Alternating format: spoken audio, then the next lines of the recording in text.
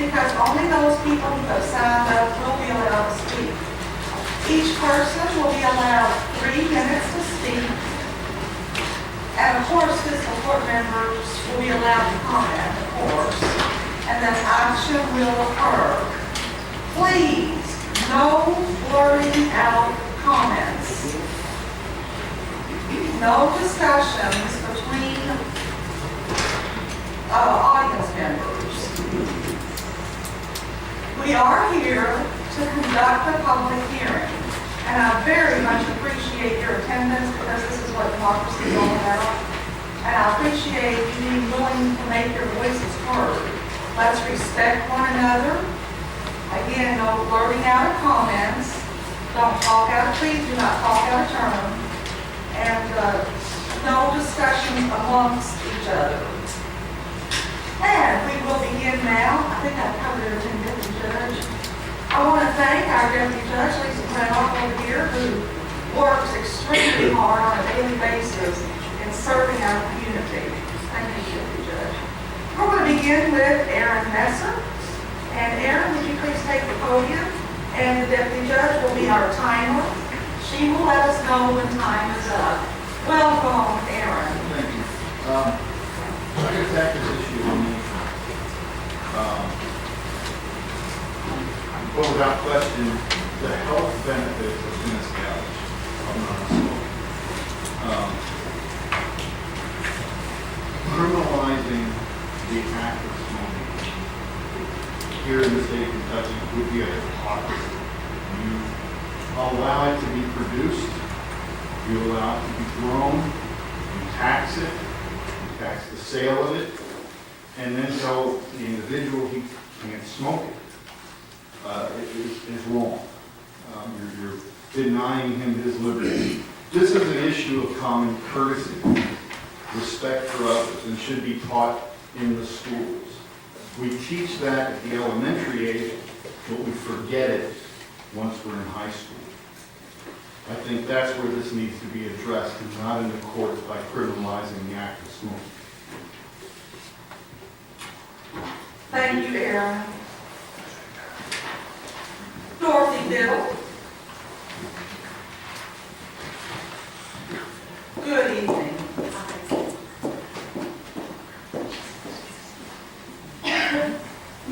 According to the U.S. Department of Health and Human Services 2010 report, cigarettes are responsible for approximately 443,000 deaths each year in the U.S. The chronic diseases caused by tobacco use lead the causes of death and disability in the United States and unnecessarily strain on our healthcare system. The economic burden of cigarette use includes more than $193 billion annually in healthcare costs and lost productivity.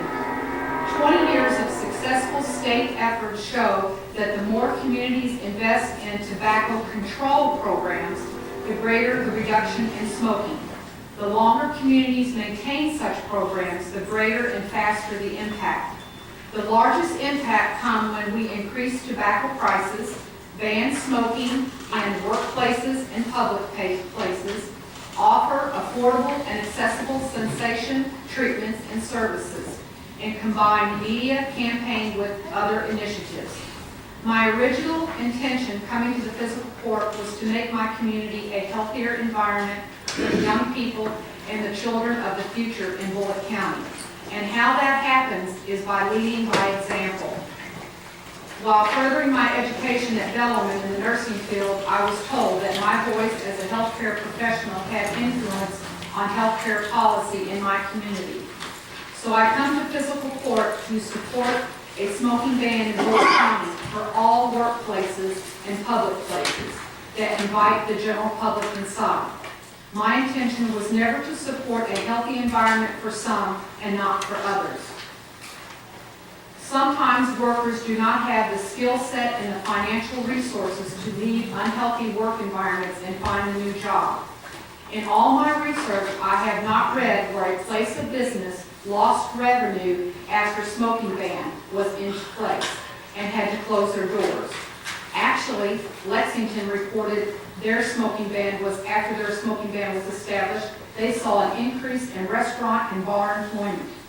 So I'm asking the fiscal court today to please vote no to the smoke-free government building ordinance 1332, or vote to remove section 2 and 4. I oppose section 2 and 4, since taken together, they intend to repeal the Board of Health smoke-free regulation if it is upheld by the Supreme Court. Let the Bullitt County Board of Health regulation of indoor smoking, Regulation 10-1, have its day in court. People have to go to work, just like they have to go to government facilities. Breathing is not a choice. Thank you, Ms. Biddle. Miss Biddle, I took you for Trissy. I don't know, Trissy, I don't know why that did. That's okay. I just want to tell you. I couldn't even figure out why he was concerned or why he was confused. It's because I confused you. Josh Holifield. Good evening, Josh.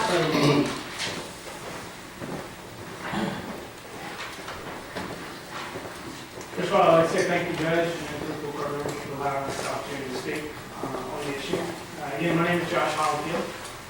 For many years, I've worked in the hospitality industry, whether it's hotels, private restaurants, private catering. I've about done it all.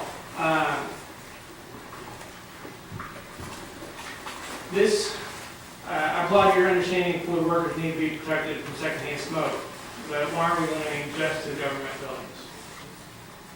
What about the workers in restaurants, the bars, the bowling alleys, and other workplaces within the county? Don't we deserve to be protected as well? I'm also a father. I have two very smart and sweet kids. Jonah's 7, he's got a wild imagination, and loves to play pretend.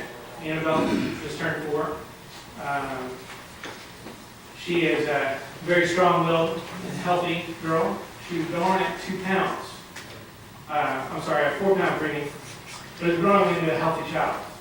And as she's been growing up, we've been very concerned about her health, of course, and giving her a smoke-free environment is one of those. Now, previously, we lived in the heart of Louisville, and the truth is, there are some things we miss. Most important, we were protected by the harms of the secondhand smoke. We could go to restaurants and eat and take our kids bowling. Since moving, we find ourselves going back to Louisville for nights out. I would love to spend more time and money here in our new home in Bullitt County, but the smoke is what is keeping us from doing that.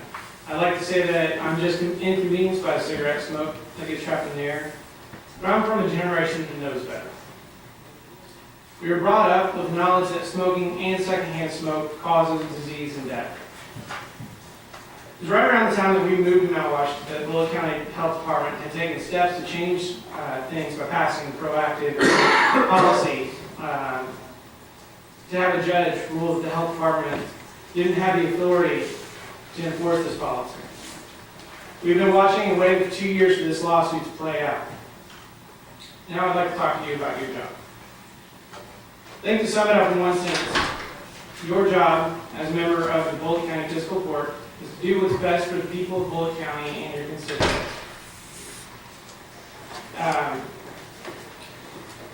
You spend years looking at the issue while the city after city in Kentucky and all around the country have passed regulations and ordinances of their own. My question is to you, how can you truly have studied the issue and come to the solution that all government buildings should be protected? This is a weak attempt to push an issue aside that you can't. And if this ordinance is introduced and passed, then as a member of the local government, you're not doing your job. Thank you, Josh. Sandy Lattimore, would you like to say anything? If I would like to do it later, can I do it? Yes, if you want to defer your time, yeah, but I prefer to wait until after you want to look. Yes, ma'am. Mr. Joel Wells? Can I defer my time too? Yes. Ms. Sandy Higgins? Defer. Sandy Osborne? Defer. Ellen Kershaw? Good evening. Nice to meet you. Yes, thank you very much. Again, my name is Al Burson. I work with the American Lung Association here in Kentucky. And as was stated before, I just want to review that indeed this is a matter of public health and protecting the health of not just the workers and people who frequent the county buildings, but everyone's right to breathe free, smoke-free air. We know the science is clear that secondhand smoke, not just people who smoke themselves, and this, by the way, nothing in this ordinance would deprive anyone of the right of smoking. They can still smoke, outside of public places and outside of buildings. So that's not an issue. But what we are talking about is secondhand smoke and people being exposed who don't have a choice necessarily about breathing that secondhand smoke, which can cause cancer, heart disease, emphysema, stroke. It can aggravate asthma. It affects the linings of the lungs and blood vessels. The Surgeon General, and a new report is due out end of this week, so I'll be anxiously the updated research. But research already on the record shows that there's no risk-free level of exposure of secondhand smoke. And there's immediate adverse health effects. There's also been research done that I think you all have heard about already as well, that once localities and states, which other states have done this, put these laws into effect, it does have a positive impact on people's health. So fewer asthma attacks, fewer heart, cardiovascular statistics improve. So, it's proven to be an effective policy for public health. I think that smoke-free laws are popular. You've heard some folks here tonight talk about how it's reported. A poll has come out showing that 65% of people across this whole state support smoke-free laws. So people should have the right to enjoy where they live, go out, go to work, and go out to eat, enjoy themselves, and be able to breathe smoke-free air. So these laws protect all workers as well as the public. And so I urge you to really consider this and not do a halfway measure. Defeat this if you have to, go back to the drawing boards, but we need 100% comprehensive smoke-free policy. So thank you very much. Thank you. And George, can you read it, Pat? Madam Judge, I request the commission to defer. Well, you're the last one, so I'm gonna go back up to the list. And since you didn't get a chance to wait till later, I'll start with, you can wait until later. Now, Sandy, it's your turn again for this completed. I won't bother going to the podium. I think I'm loud enough to. Well, Do I have to? yes. Will you just podium, please? The microphone's there, the recording can happen, so, yeah. Thank you. And my reasoning for speaking is because I am a heart survivor.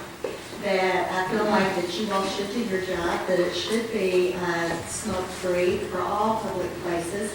I agree with John as far as the government should be telling us all what to do on every little issue, to the point that we can't live, but when we're affecting people like myself, like Ruthie's granddaughter, that she even mentioned that she makes people go out in her garage and smoke. She won't let them smoke in her house. What are you going to do when that child maybe goes into a store and there's somebody, that's standing there smoking? No one smokes in my house either. Not in your house, but if you think your granddaughter going to stay in your house forever? I mean, that's my point. I don't think my grandchildren, whether it's smoking. When I have a grandson that has asthma and did have from the time he was born up until the time he was probably 10 or 12 years old. Now he's cured, but we never took him into a restaurant or any place that we knew people were smoking.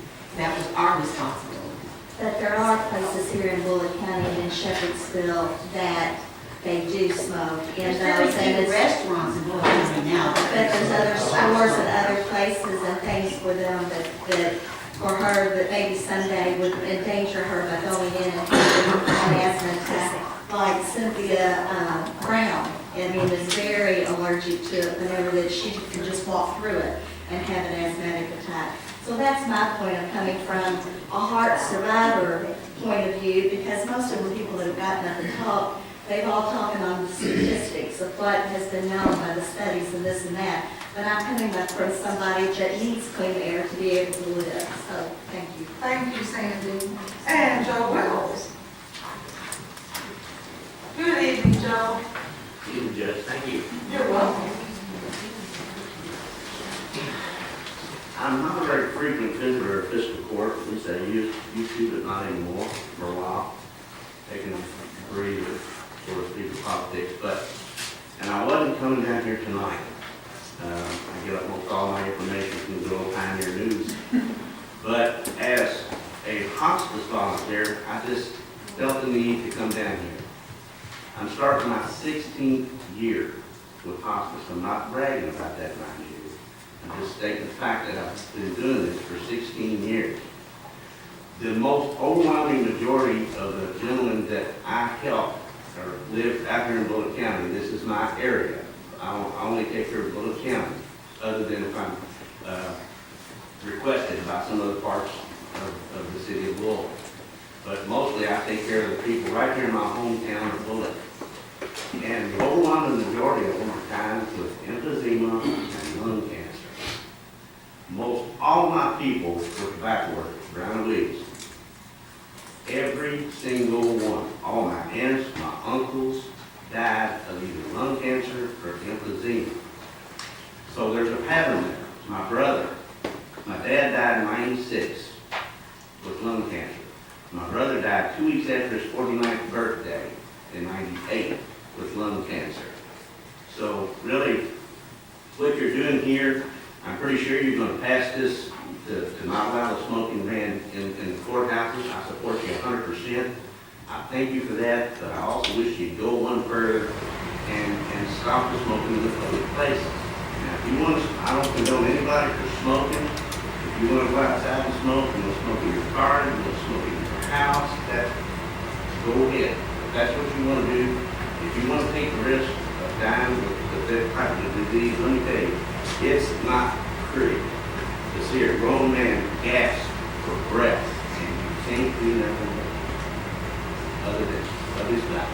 Seems like that, the lung cancer, they want you to rub their back. And you can stop spending a lot of time rubbing their back. And listen, I've never had anybody to tell me that they would do it over and smoke. Everybody always say, I have to put your smoke, smoking them old cigarettes. So there's a pattern. In the Pioneer News, all of your studies that the health department had, they had them at Junction, Mount Washington, Shepardville, Hillview. The overwhelming majority supported a smoke-free Bullitt County. Most all your restaurants and stores are smoke-free in Bullitt County, so it wouldn't hurt. I mean, if they did it in Louisville, everybody was afraid at the Louisville City Council that they would lose their positions if they voted to smoke-free Louisville.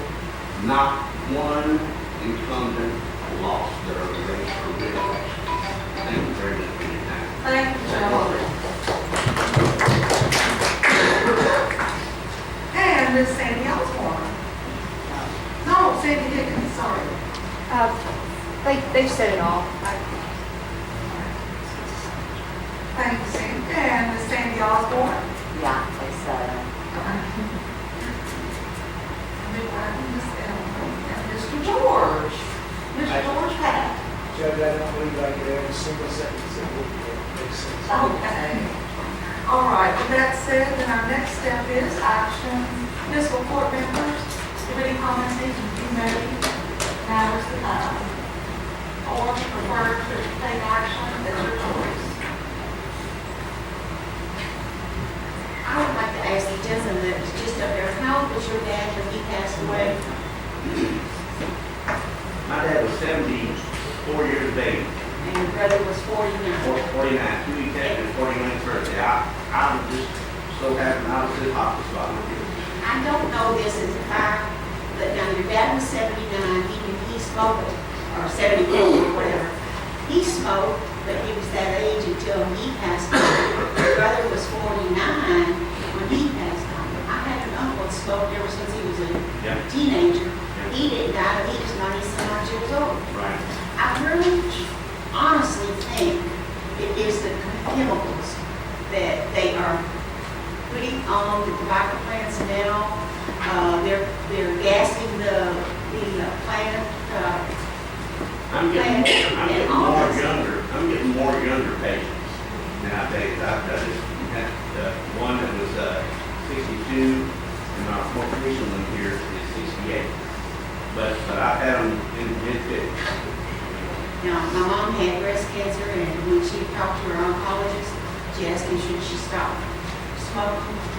And he said, no, they have never proved to me the fact that cigarette smoke kills me. Short testimony, I quit back in 1987, short of breath, cough, that smokers cough. Oh, I think everybody has that. And I'm not on the list, with the exception of slight cold, I've never even uttered a cough. Never even uttered a cough. But used to have a regular cough. Well, I definitely think that causes people to cough. Yes, I'm not going to disagree with that. But it just seems to me, Dwight, if you think about years ago, the people that smoked lived long years. And the people nowadays that have smoked for a fairly good length of time, they don't get to live that long. So I feel like the government should check all the chemicals and all that stuff out. I remember doing all that stuff by hand. And that was back when I think that it was much I would say it's not healthy, but it didn't kill people like what is now. And that's just my thought.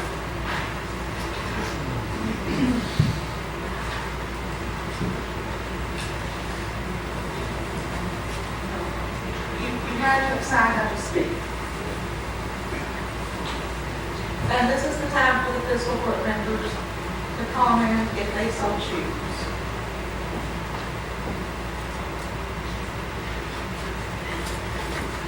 I'm not hearing any of the comments, so action is requested or, some type of action is requested.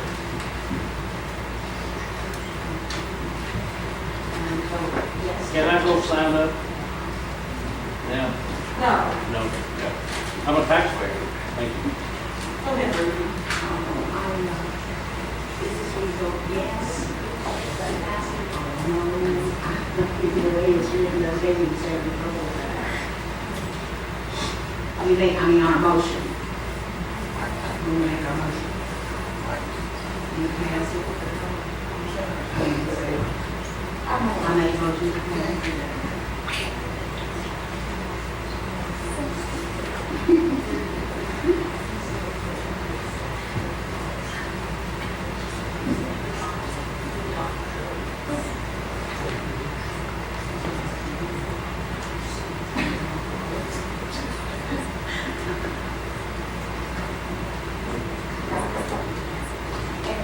I'll make a motion to accept ordinance 13-32 related to regulation of smoking in the government buildings. Thank you, Magistrate. Motion's made, second is requested. I'll second that motion. Thank you, Magistrate. We have a motion and a second. Any questions or discussion from the fiscal court members?